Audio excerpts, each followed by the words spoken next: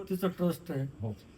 म्हणजे गणपतीमध्ये उत्सवामध्ये भाग घेणं, शालेय जीवनामध्ये मॉनिटर होणं, त्याच्यानंतर कॉलेजच्या याच्यावर ते GR जे म्हणतात आपण ते तिथून जी आवड निर्माण झाली, म्हणजे स्टुडंट काउन्सिलचं पण मेंबर होणं, म्हणजे अशा चळवळीतनं मग कुठंतरी इच्छा झाली की यार आपण एक चांगल्या पदावर जाऊन पण लोकांची सेवा करू शकतो.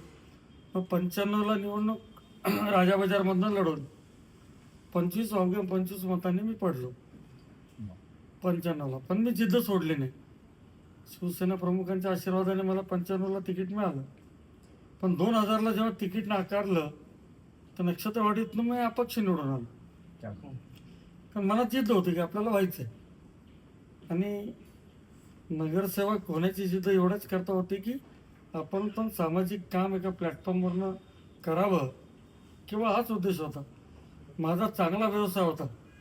म्हणजे महानगरपालिकेमध्ये किंवा सार्वजनिक बांधकाम खात्यामध्ये मी एक चांगला नामांकित कॉन्ट्रॅक्टर होतो.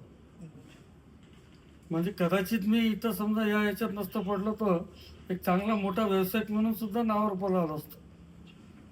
आणि MBA झालो त्याचा फायदा मला राजकारणात तर शिकलं तर म्हणजे एकदम ते चांगलंच असतं.